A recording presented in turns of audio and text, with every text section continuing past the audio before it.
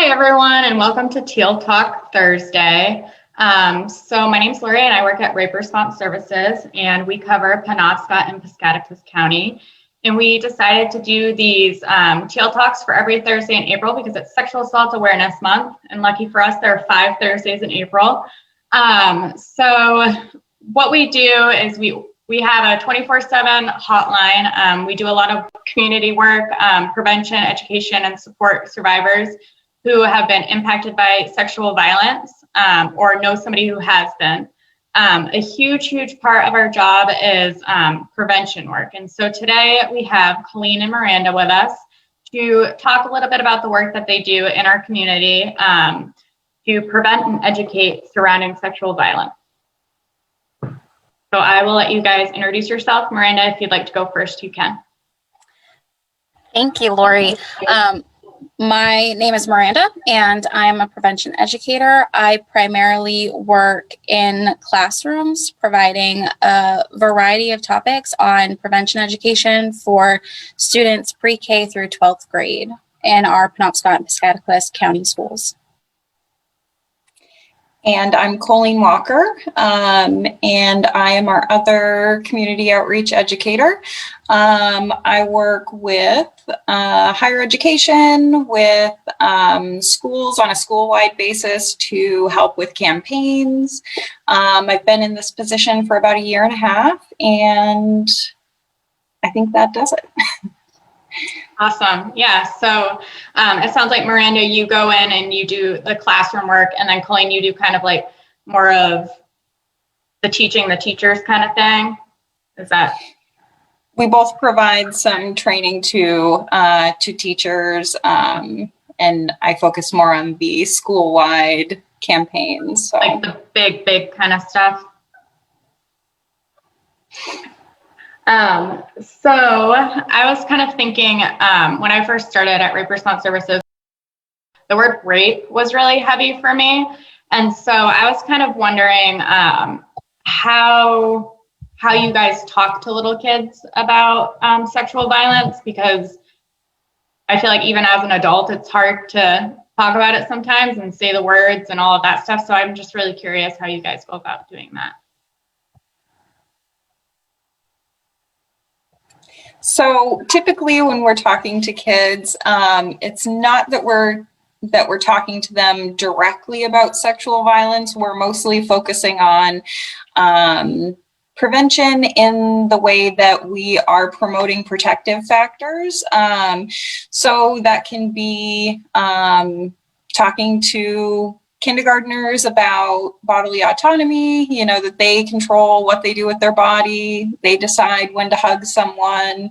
And really just those building blocks that we talk to them about, identifying feelings, communicating with their peers, trusted adults. And we build on that as they get older. So middle school, we get into more specific topics about relationships and bystander intervention. And then in high school, we build on that as well. So consent, healthy relationships. Okay. So when you guys go into the schools for like the kindergartners, like the little ones, how do you guys introduce yourself? Like, what do those activities look like? Because I know we hear about like stranger danger and like all of this stuff, but what are some of the things that you're doing with them to kind of teach them that body autonomy, and what is that? Miranda, do you want to take this one? I will. So what we do when we go in and we talk to younger students, like pre-K, kindergarten, first grade, we go in, we introduce ourselves, and it's really a conversation with students. And I think that can be said for all grade levels. We really want to make it a conversation. We want them to feel comfortable in what it is that we're discussing. And oftentimes, like Colleen stated, it's a lot of the body autonomy and when to or how to talk to trusted adults and who trusted adults are, and really going in. And I know for like the pre-K, we like sit down with them when they're in like a circle, and there's like book readings and conversations, and we give them the space and the time to ask questions or to say things that they're feeling in the moment. Yeah, so it's really age appropriate in the sense, you're using age appropriate language and concepts that, are appropriate for that developmental kind of range. And so I think when I think about that, I would automatically worry that something would be said that would be like scary or terrifying. So it sounds like it's really like kid friendly and fun. And like Colleen had said, just building on those building blocks over time. And then as you guys like move up through the grades, does it get more, I don't want to say intense, but more like the language kind of changes? What is that like? When we go in to like talk to the students, like I think of, where they're at. I think a really important thing is to meet students where they're at and what their age level is, taking in their developmental age, like you said, the developmental age appropriate material, but also knowing like what's going on in their lives. Like, if you're talking to a teenager, what does that look like, and just meeting them in their experience. I like that, meeting people where they're at and, just kind of going with it. That's always a good thing. I think we also try to, sorry, go ahead. No, you can go. No, I was going to say, we also try to focus on what the needs are for that individual school. Obviously, prevention is best, but if there's something that the school is feeling like they could use a little bit of support in, then, we try to meet that need as well. If they'd like to amp up their anti-bullying campaign or language or material, then we can help them with that, and it's really based on need. Yeah, so it's really like a collaboration and partnership with some of the things that are already existing within the school, but just to provide that extra support that's free, right? Absolutely. Yes. I have to reiterate that because you can never hear free enough. Always good. So I know that this is like a huge, huge thing, especially with the pandemic, like everything is online. And I know like within the work that I've done, and I'm sure a lot of the parents out there, if they're watching, have come across this, but like internet and teenagers and all of that stuff that can be horrifying. Oh, sorry. No, I was just gonna say so what do you... Like, do you guys do anything with that? I feel like you hear about, these horrible stories and things like that. So I just wanted to know if you all. We have so much on internet and media literacy and how to be safe on the internet. And that's that's been really popular this year as far as internet safety for schools. And I think, like you said, with the pandemic, students are online so much now. I know my kids are on all the time, and it's always an ongoing conversation. And so we definitely, we have some great internet safety presentations for all ages. So they're really age appropriate, and they meet the students where they're at in that experience. And the kids like it. So we've gotten some really good feedback from the students themselves. What kid doesn't want to get to talk about the games that they play or the apps that they use? It's a really interactive discussion, and they really enjoy it. And we also offer a class for caregivers. So I think a lot of parents have concerns about how to keep their kids safe and also give them that independence that they're looking for. And just to give caregivers some tools, some I don't want to say tips and tricks, but just things to look out for or things to consider. But really, most parents are doing their best, and we just want to give them a couple pointers and bring up. It's hard. I mean, I don't have any kids, but I can imagine it being super, super challenging to allow that independence, but want to be involved as much as possible because you have this little phone and it holds so much and you don't know what's going on inside of it. Do you guys do classes for caregivers? Is that kind of what I heard?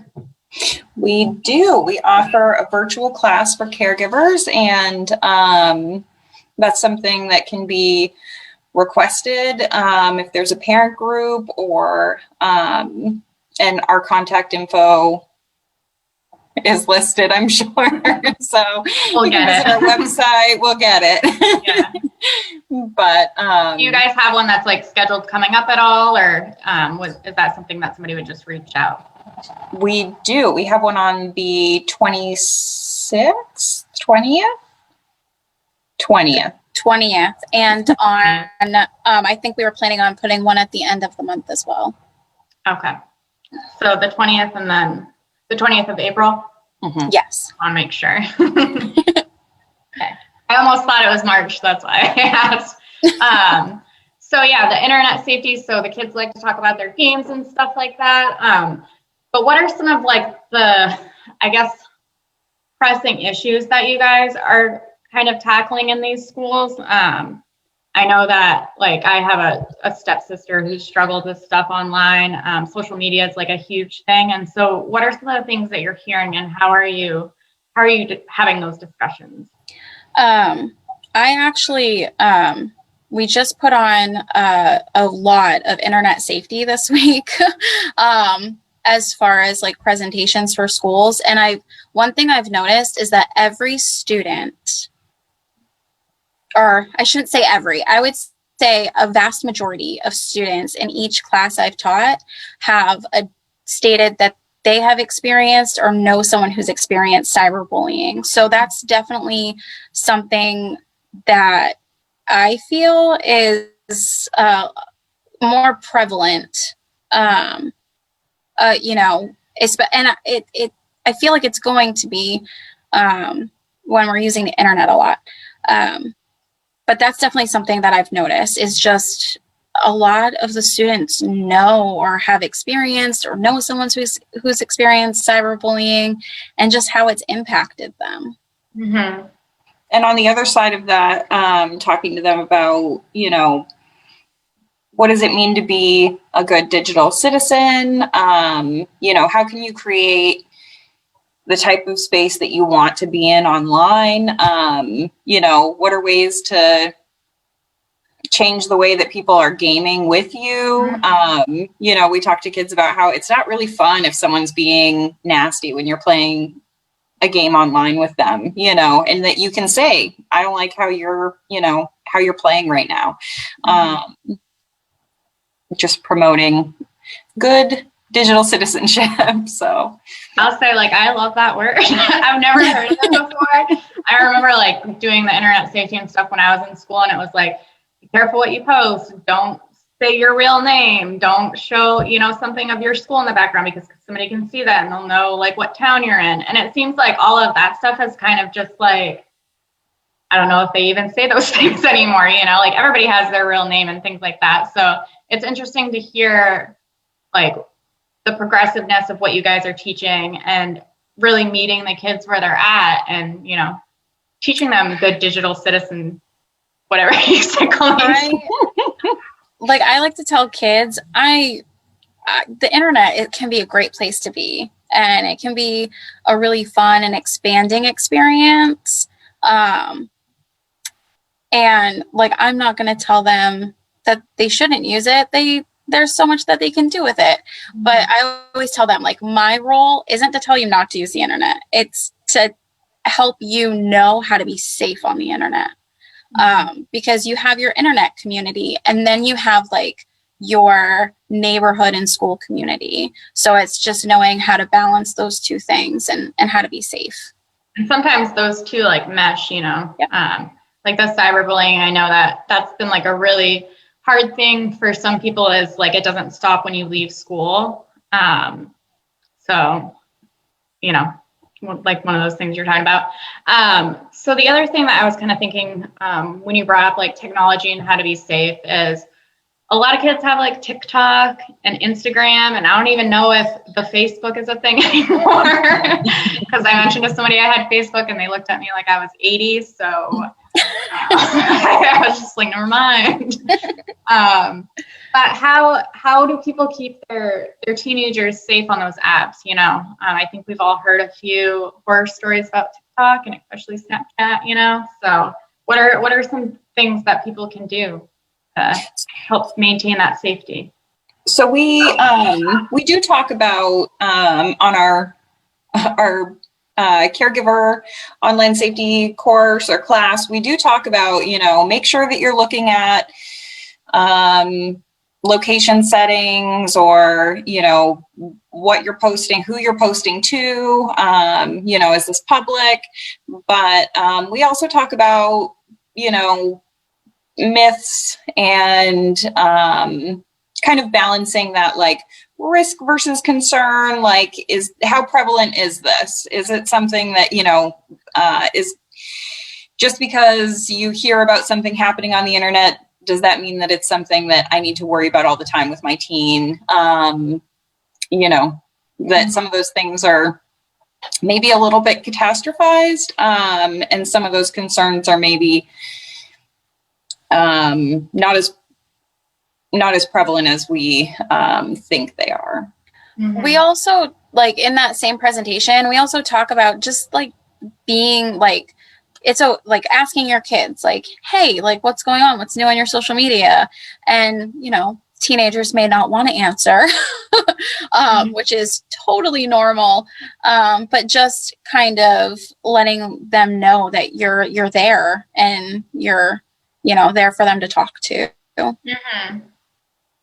Yeah, so those are good. So kind of like keep your toes in there, but allow that independence, but not too much, you know, just to have that open communication.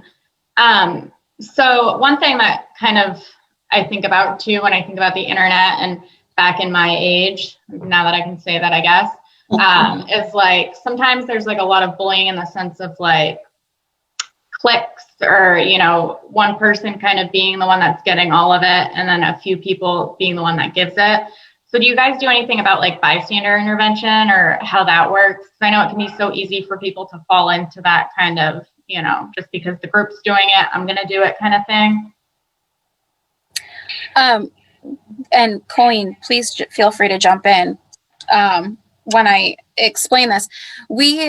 Each of our presentations, or most of our presentations in some fashion, touch on bullying or cyberbullying, and, you know, how to navigate that and what to do and who they can talk to, which is we always recommend that they talk to a trusted adult, and we discuss what a trusted adult is, or who they are. And we also have presentations that are specifically around bullying and bystander intervention, or being an upstander. So standing up for somebody who's experiencing the bullying and being there for them, as well as, like, you know, what the person who's being bullied can do as well, and how to navigate that.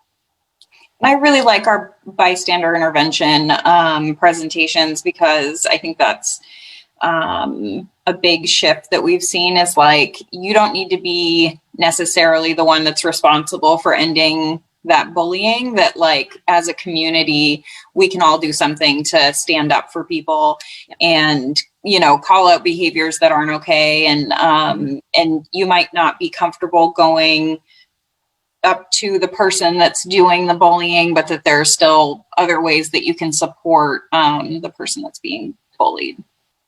Yeah, I really like that. Hopefully, I like that. 'Cause I feel like that wasn't a thing back in the day, and all these new things are coming out. So, so we had a question about regarding like reporting of an assault. And so you guys are in the schools a lot. You're working with these kids. Can you tell us a little bit about like what disclosure might look like, or how would you handle that?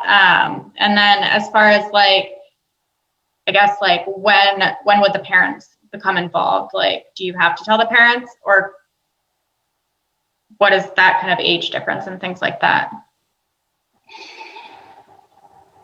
I know that was really confusing. No, that's okay. So we are mandated reporters. So if we had a child disclosed to us, we would certainly make a report. We also, one of the trainings that we provide is from the Children's Safety Partnership, which is a great resource for everyone. It's just a great resource for everyone. And we provide all school staff, anybody who works within a school gets this training on understanding and addressing child sexual abuse. So the school personnel are also mandated reporters. So we just kind of talk about like when someone discloses, like being really empathetic, and not asking too many questions, but just being there for the child and taking the necessary steps on reporting to the Department of Health and Human Services Child Protective Services Department. And that's really the step that we would take, is making that mandated report. Mm-hmm. Okay. We do work with folks around safety planning and different resources in their area. So there are other services that we provide, but our first step, if we had a disclosure, would be making a report. And I think later this month we're going to have the Child Advocacy Center on, and they might be able to speak a little more in depth about that as well.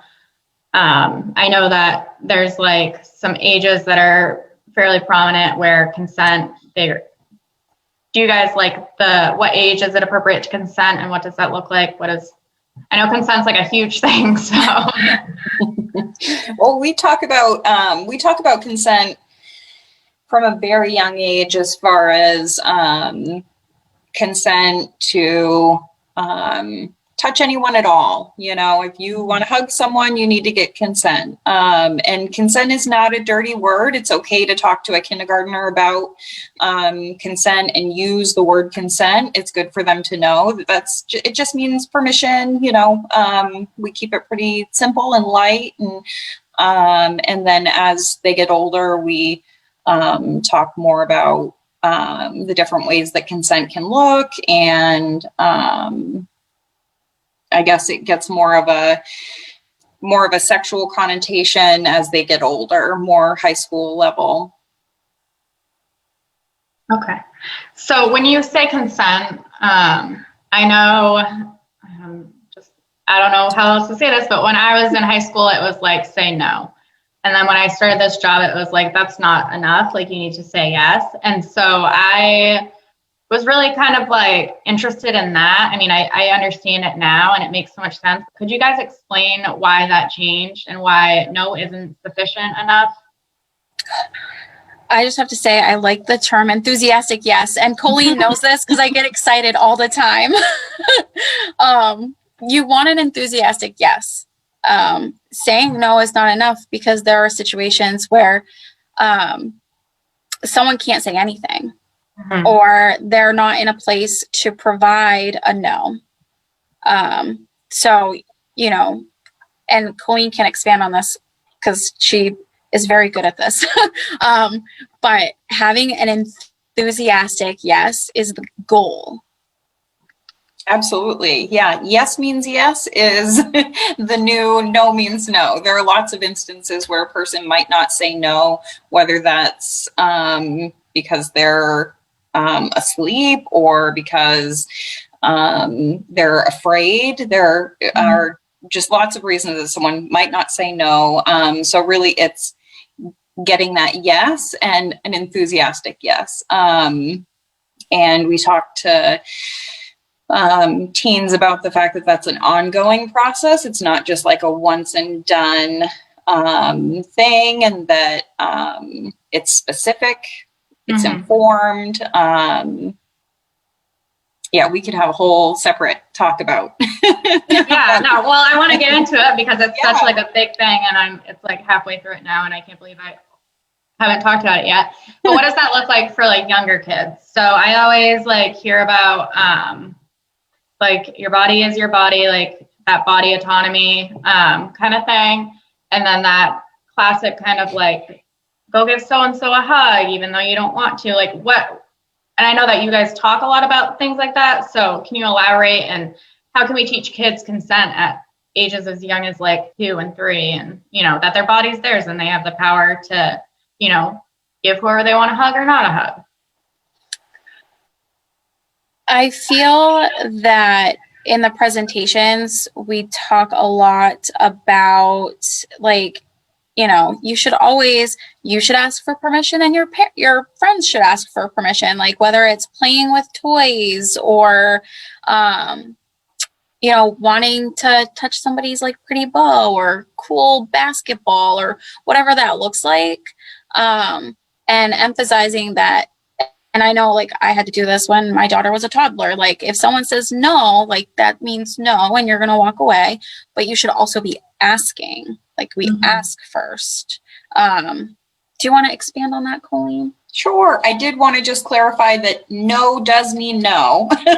Just that we're adding to that yes means yes is like, we're not throwing out no means no, but that doesn't quite like cover the silence that sometimes happens isn't okay. Absolutely. Yeah. So we have a really great activity book that was provided by the Children's Safety Partnership and the Department of Education called Kids in Space, and it's full of activities that start with.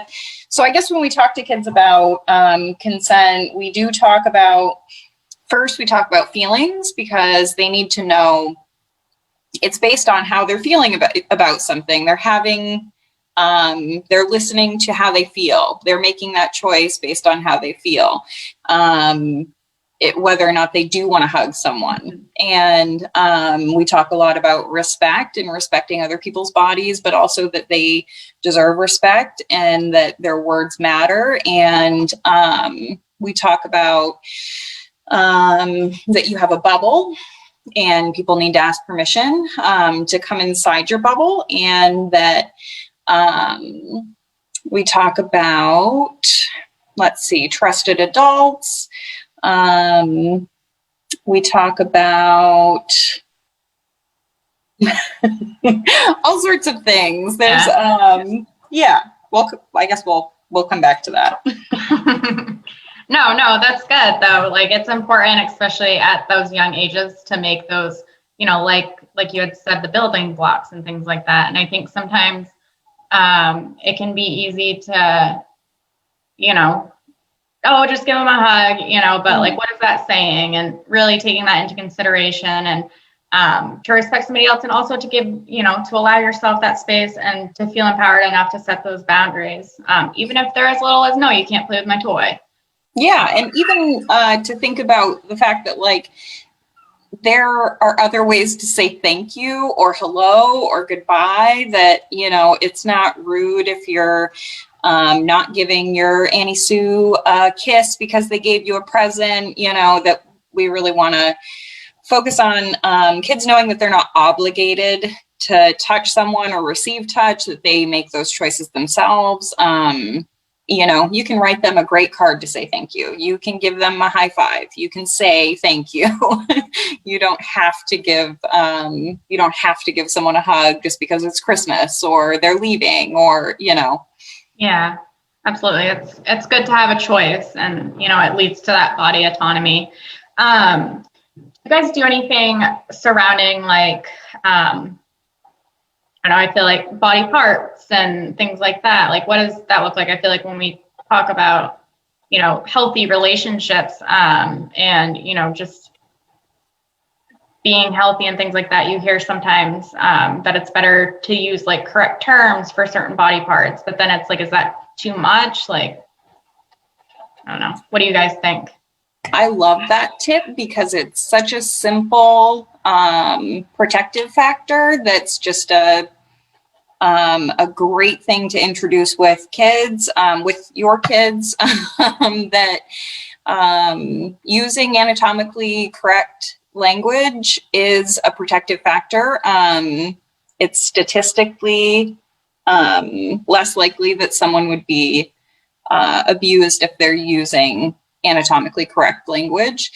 And it might make their grandparents blush if they hear them say, vulva or penis, but it's they are what they are, and it leads to clearer communication. And it's important for kids to know what their body parts are called, really called, not nicknames. And it just really clears up the chance that there could be miscommunication. Mm-hmm.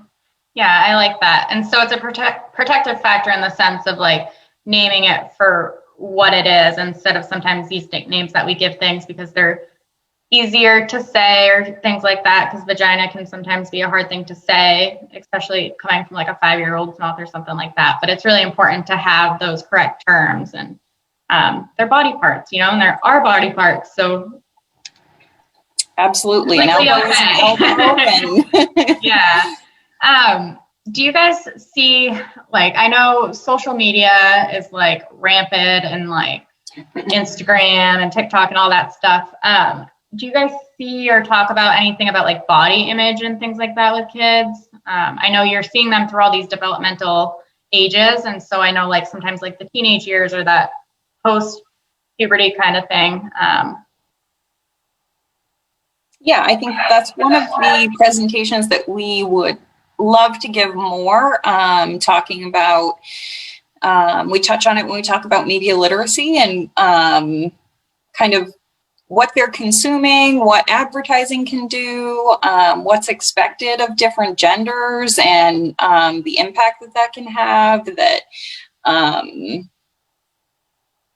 you don't have to look or act or dress or speak a certain way just because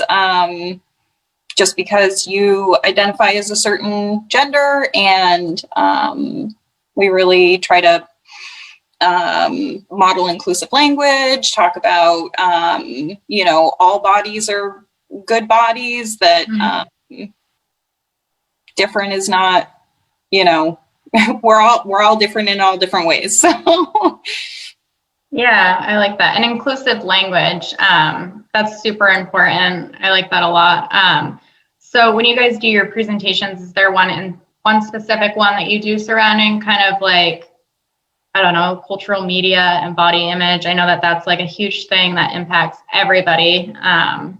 So we do have presentations around like gender stereotypes and like gender and identity that help kind of, break down like some of those stereotypes of like, what it means to be, a specific gender and what that really looks like.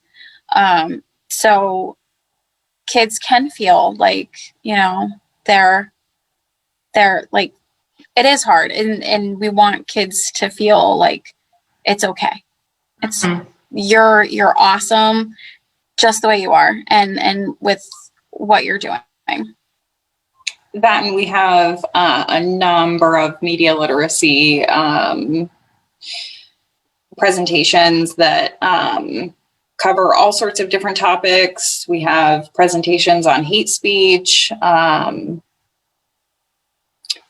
of media literacy for sure. I didn't know that. What is the one, like, what's the hate speech one? What I don't know, get into this because I didn't know about this, so I want to hear a little more. That's one of our older, that's geared toward, I think it's seniors, one of our older presentations. So it just talks about, how it's proposing the topic for them to kind of talk out the impacts of hate speech and how,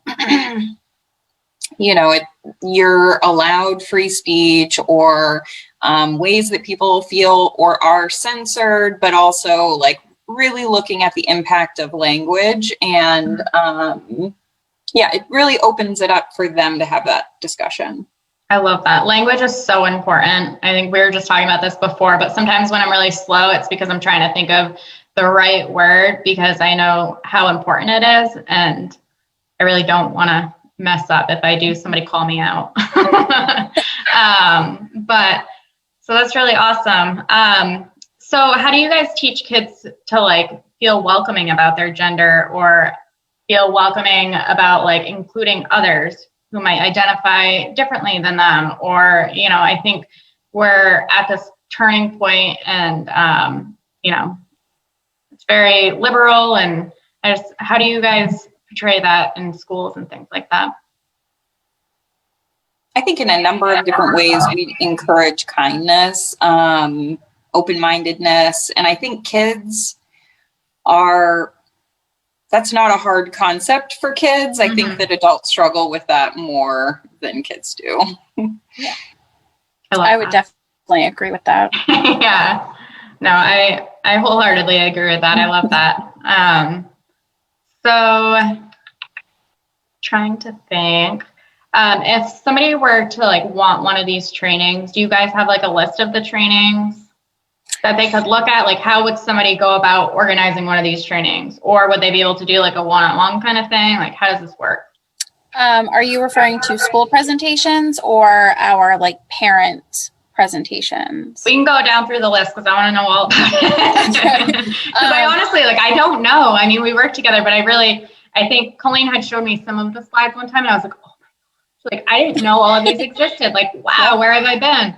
So I'll touch on the school presentations. So I am in regular contact with schools across our counties, Penobscot and Piscataquis, and the schools will request presentations with our Google form that lists every presentation that we have and the topic area that it covers. And so that's really how I come into the schools to provide the presentations for students. And yeah, I mean, that really covers it. So they're provided the Google form. I usually send out like a newsletter and really just try to keep in touch with every school. Mm-hmm.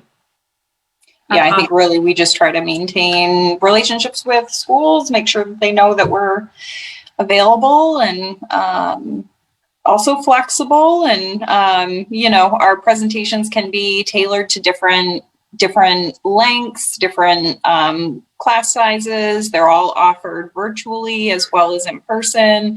And they're free. There's nothing like a bargain. I'm telling you, I'm going to say that till the end. But they're good presentations. I think let's try to pull some up and see if we can kind of look down through them. Because I seriously, when I saw this, I'm used to PowerPoint. Like, I've been living under a rock this past year. So... Yeah, I think kids have seen so much PowerPoint. They're Oh, thank you. So do we want to kind of go down through some of them? Are there any that are you guys' favorite? Because I feel like those are probably... I don't know if I have a favorite. I really just like them all. What do you think, Colleen? I think we could maybe go into our online safety for parents and caregivers. I really like the aesthetic of that one as well as the content. I just think it's really cute. It has like a retro vibe, and there are a good amount of slides that focus also on like really considering what we were like as teenagers, that we like to act like teenagers are so different now than they were, decades ago, but that's not really the case. They're all looking to be like heard, but also make choices for themselves. And that declaring independence page is great. And their access to like the world is so much broader than it once was, you know, like you can connect with somebody, you don't have to wait by the phone for them to call you. And I remember like being the last one in my friend group to get a cell phone and feeling so left out. Like I can't imagine. So if somebody were to get this training, would it be like online and kind of like this style? Or how interactive are they? I feel like it just like, do you guys do the online stuff with the schools now where the pandemic is and everything? Yeah, we've been doing a lot of online, but I think Colleen can agree with this. We are always trying to like make sure like kids have time to ask questions. And I'm always, like I said, I did a lot of internet safety this week. So like my first question is like always trying to figure out like how they're using the internet, because then throughout the presentation, I can tailor it to really hit on those points, because we want kids to be engaged. And one way to engage them is like know what they like. The video games and the social media and all of this, and just bringing them into that conversation. Yeah, and there's discussion built right into the presentations. So it's really like engaged and they're able to connect and all of that stuff. The one thing that kind of just popped into my head when you were talking about how we use the internet and all of that stuff, do you guys have anything about sexting? We do. We do have a presentation about sexting. So is that something that would be more for like high school age? And obviously you're not gonna. Yeah. Obviously. Absolutely. So what do you guys do surrounding that? Because I know that that's been a worry for a lot of people that I've talked about, and it's such like a vulnerable age. And, you know, once you send something out, like it doesn't disappear and it's out of your control. So, and you know. We do. Go ahead. I was just gonna say, like, because I have like 5th grade like stuck in my head right now. So we talk about like kind of like how Colleen put it, like the building blocks. When we start talking about internet safety with like the younger kids, we talk about how important it is to remember that whatever you put out into the internet or whatever you put out through text messaging, like once it leaves like your device, like you've lost the control of it. So just being like, I always put an emphasis, like be really thoughtful about what you're doing, and what you're sharing, because sometimes we lose that. I like to use like the example of MySpace with kids because they don't know what MySpace is. So I always tell them like long ago before Facebook, there was MySpace. I'm like, now you can find MySpace pictures, like people can access them. Anyone can access anybody's really. Wow. If they Google it. So, you know, I didn't know that. Yeah. So it's important, like we talk about how important it is to be thoughtful about what we're putting out into the world through our technology. Go ahead, Colleen. Sorry. No, go ahead. A big, you know, when we're presenting that, we're never using like scare tactics. You know, we know that like a 4th grader isn't going to be thinking about college admissions when they're making posts or when they're sharing things. It's really just like, 1, meeting them where they're at. 2, just really making sure that they have all of the information necessary to make choices for themselves that are informed, and just making sure that they do know some of the risks, but also that, you know, they know some of the benefits of social media, or they know even some of the benefits of sexting. There are instances where that can be seen as safer in some regards, but we also are sure to, you know, bring up the risks that are involved and, you know, different things that can happen, but we're not shaming, and we're certainly not trying to like scare them straight or whatever. We're just informing them. I like that. Yeah. So when I think about like sexting and stuff like that, what happens? Because I feel like that would be like your worst nightmare to find something like that out. And it happens, you know, like kids have cameras now, they have internet. What happens if you're a parent and you find that out? How do you talk to your child about that? What do you do? I mean, my first thing would be to like burn the phone, you know, but you know, you can't be without a phone now. So like, how do you do that? As a parent, and being in this position, I think has really helped in a lot of ways, like being a parent. But I think approaching it calmly, with empathy and, you know, like Colleen said, like avoiding, like we try as prevention educators to avoid shaming, and scare tactics. So I think like as a parent, like kind of taking that approach maybe, about like, kind of avoiding that and just like, okay, so what's going on here? Would you say that's about right? Am I explaining that correctly, Colleen? Yeah, I feel like in that instance, like that's such a personal, you know, parenting decision on how you're going to handle that. But certainly know that like we're available. That would be a great time for a parent to call rape response services and go over, you know, how they're feeling, process through that process with someone about maybe their initial emotions before they bring it to their child or their teen, and just kind of knowing what their options are. And I think that you would probably have had other conversations with your teen around phone safety and potential repercussions. And, you know, it's just an ongoing conversation. Yeah. So it really, those ongoing I've heard that repeated throughout like our conversation is like ongoing conversations. So it's not like this one-time conversation. It's something that happens in bits and pieces that you never stop saying, you know, get it. So they tell you that you're annoying and you need to stop talking about consent because then you know that maybe they hear you, you know what I mean? So that's good. Yeah, I feel like that would be just such a hard situation to be in. I think I would say I would probably need to call the hotline first because if I went right off emotion, it probably would not, you know. But so I'm trying to think of some other things. We have like 10 more minutes. Did we have any questions in the chat that we did? I think we just got one. Oh, this is a good one.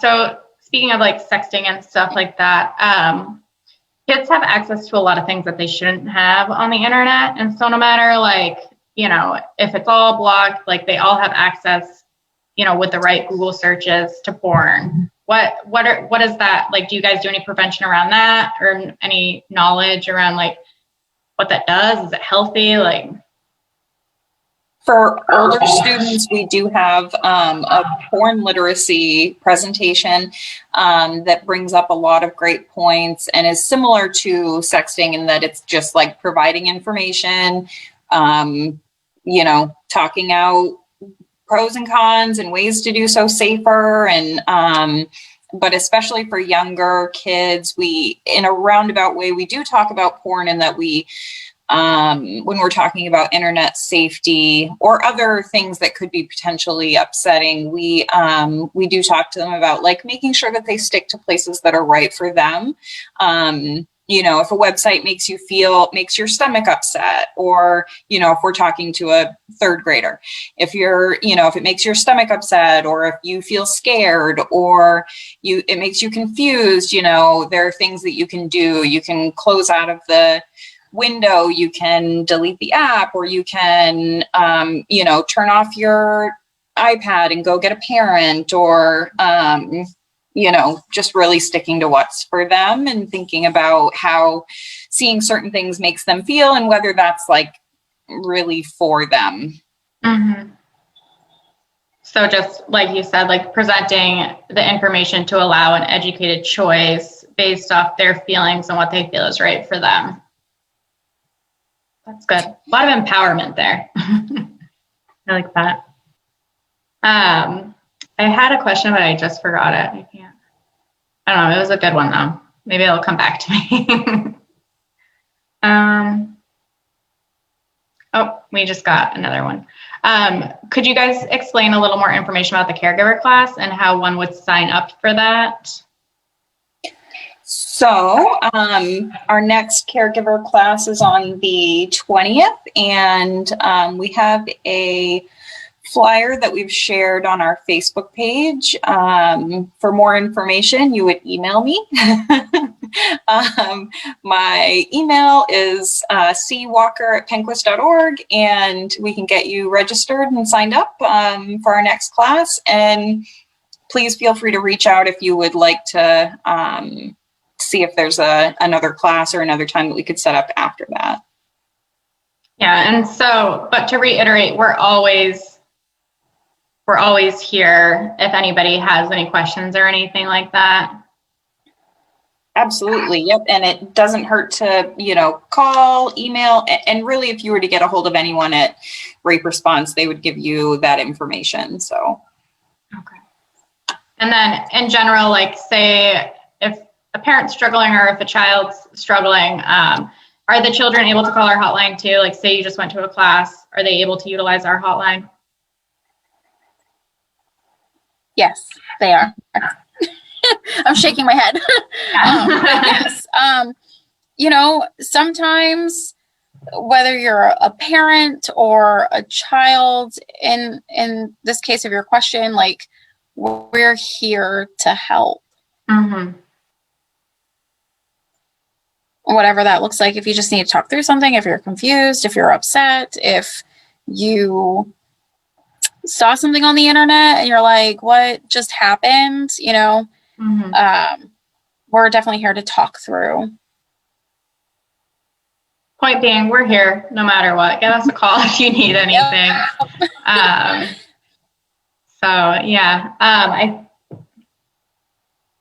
was gonna say the hotline number, but I don't have it. So maybe somebody will type it in the chat. I'm embarrassed that I don't know it by heart. No, that's okay. Do you guys know it? It'll be like go Colleen. It is. I got it. 1-800-871-7741. And we'll leave that. Any of the posts right below what you're watching has our hotline number. So, 24/7 hotline, 365. There's always someone there, even if it's 3 a.m. and something came up, and there's someone on the other end. So I like that a lot, especially like 3 o'clock in the morning. Those are like, sometimes you really just need that. So, all right. So I just want to kind of wrap it up by thanking you for filling us in with all of the wonderful information and work that you guys do. I feel like I learned a lot. I officially feel like a dinosaur because, I was back in the MySpace age, which, still isn't that far back, you know what I mean?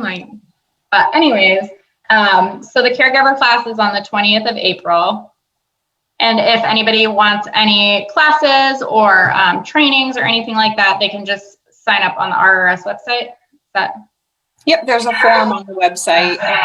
If you go under education, there's a form that you can click on. Okay. And even if somebody doesn't want to sign on, if they have questions about a training or anything like that, they're more than welcome to reach out. If you want to see if we have something that would fit the need that you're thinking that you have. So you guys are amazing. Yeah, it doesn't hurt to ask. That's true. But yeah, thank you guys for chatting with me. And the trainings are virtual now too. So it makes it even more convenient. So you can just get some popcorn and, watch it like it's a movie and be super entertained and engaged. Sorry. But yeah, so thank you guys for chatting with me. And if, anybody needs anything, they can give us a call. I appreciate you both so much. And you guys really do a lot of hard work, and especially in the time of this past year where everything being virtual, it's been amazing what you guys have done. So thank you. Good job. And thanks for teaching me some stuff today. I gotta like get in there and look at things because I'm like way behind. I didn't know we didn't even use PowerPoint anymore. So, but technology is quickly changing. So yeah, apparently. But bye, guys. All right. Thank you.